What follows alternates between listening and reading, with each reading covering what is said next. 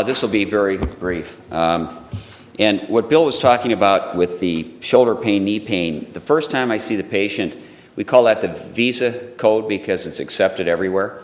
And the joke is that if you shoulder pain, knee pain, ankle pain, 99.9% of payers on the first visit will pay that. So that's just a good tip to remember that Bill pointed out. I'm going to go through this very briefly.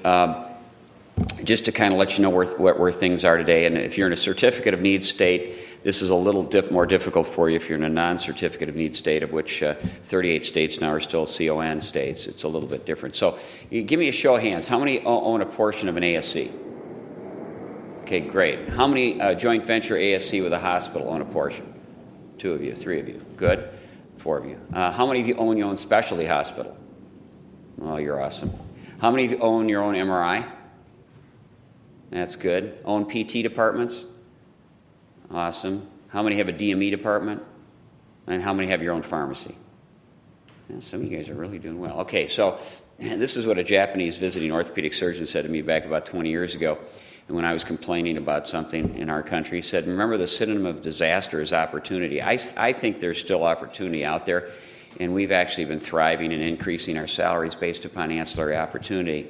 The threat in ancillaries out there right now, orthopedic hospital ownership, as you know, as of January 1st, there has been a moratorium. However, that's just been revisited. There is a bill before the legislature right now to overturn this.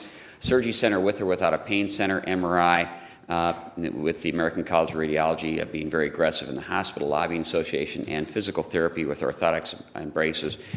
And the non-threatened ancillaries are orthopedic hospital or ASC ownership with a hospital partner, which includes a pain center, orthopedic hospital services, management agreements and uncompensated MD services for their third-party payer system can be set up as well, so you can get a portion of the inpatient hospital revenue.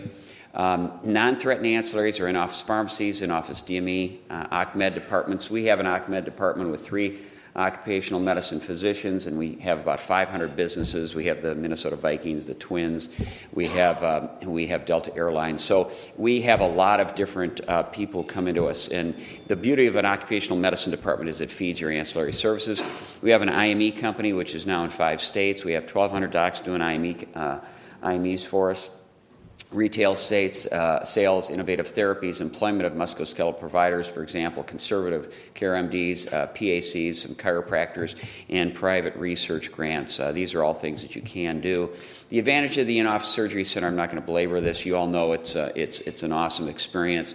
91% prefer an ASC over a hospital in this OIG study. Increases productivity, enhances revenue.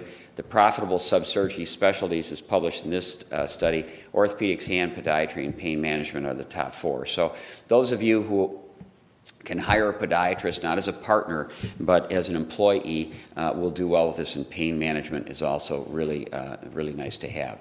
The certificate need laws are a huge problem. There's really been no empirical data that establishes that healthcare facilities or items of medical equipment raise either utilization or overall healthcare costs, which is what they were intended to do approximately 20 years ago when they were implemented. And as you may know, from those of you who have your own surgery center, we get it's anywhere between 56 and 59% of the hospital outpatient department amount as mandated by the government. And Bill's working real hard on this to try to get these device-intensive codes passed so that if you got 4 anchors in a shoulder, implant cost is greater than 50% of the procedure or facility fee reimbursement. So hopefully we're going to get at some point in time these reimbursed, but we are not yet. Now, there is a problem with newly built ambulatory surgery centers. 33% fail due to overbuilding and not performing payer and market analyses. This is happening all over the country. And so if you aren't a certificate in need state, you can have a joint relationship with a private or hospital partner. But if you're going to do it with a hospital, make sure the hospital has something to offer just besides capital. Don't be afraid to take out a loan for doing these. And they work okay if the hospital owns family docs, thus has control of their patient referrals.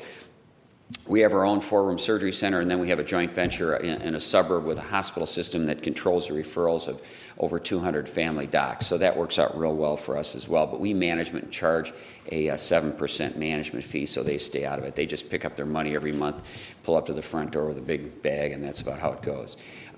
These are the physician-hospital joint ventures are perfectly legal if set up properly, but make certain that you manage the ancillary services, whether you're negotiating to manage the inpatient department like we are right now, so that we will be set up for when the ACOs hit and have the ability, therefore, to be involved in the process and manage that OR and make it efficient. And if you don't have the ability to have your own specialty hospital, this is what you're going to have to do in the future. So the physician-hospital joint venture may be the right choice in a certificate of need environment. And it's also the fact that it'll protect you against further hospital-sponsored anti-physician ownership legislation, as well as being a larger part of ACO reimbursement.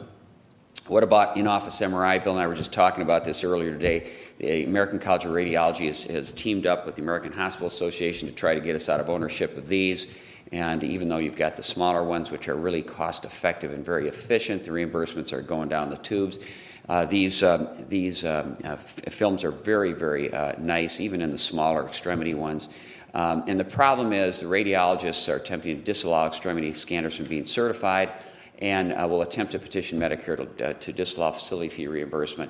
So far, they haven't been very successful, but they're clearly gaining ground nationally. They're the largest PAC donor for lobbyists right now, and the cardiologists, American Hospital Association radiologists have joined together to recommend certification by their criterion. As you know, Maryland has disallowed physician ownership of MRIs.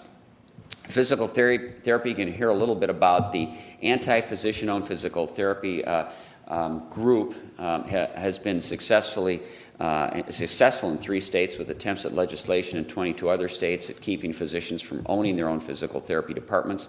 This has become kind of a turf war. There's been a recent Supreme Court victory in Kentucky for a physician, the Dubin decision, having athletic trainers do physical therapy, charging CPT codes. In Washington State, just one in the Supreme Court recognizing the concept that patients should first be seen by a physician. I feel pretty strongly about this. I think that physicians should see the patient, make the diagnosis, and send them to a physical therapist. And fortunately, our physical therapists feel the same way. Occupational health. You have to hire a boarded occupational health physician to run their workers' comp clinic. If you have a big enough group, this is a wonderful source of revenue. Every dollar in clinic fees generates an additional income for outpatient services. We've actually broken this down to this particular amount: $140 for inpatient services, about $1.60 for MD referral services, physicians, MRIs, PT, surgery, etc. Independent medical exam company I talked about. There's some startling statistics out there. $80 billion is spent on IMEs, or medical opinions, insurance expenses for personal injury and workers' comp every year. And so this has been a tremendous situation for us, especially some of the docs who aren't very busy or older, and they want to spend some time earning extra revenue. And as long as you stay honest about it, you'll be surprised at how much work there is out there for you, because the insurers need honest opinions, and they're willing to pay for them. In-office pharmacy, we just mentioned, these vending machine type dispensers are available. You can, especially if you have your in-office surgery center, do pretty well with these at developing some extra revenue for the group. In office DME, we've been really having a great experience with this because the patients love it. We have these game-ready cooling units. They do have to pay for them themselves. Most insurers won't pay for them. We have an in-house orthotist for custom orthotics and bracing. We have a central geographic location to service the practice. We have established pre-op protocols for all physicians. The patients come into the OR, they bring their hinge knee brace, a slingshot too. They hand carry their brace to surgery, for example, and they're educated. We actually deliver these with a company van around to the various ORs, and patients love it, and we actually will deliver some to patients' homes, which they love as well. Make sure you do a thorough assessment of operations before initiating a DME service. Make sure that you've looked at the federal and state laws, evaluate the payers to make sure they're going to pay for them, and understand you got to get pre-certification on these because they will affect the revenue of the division. Thank you very much.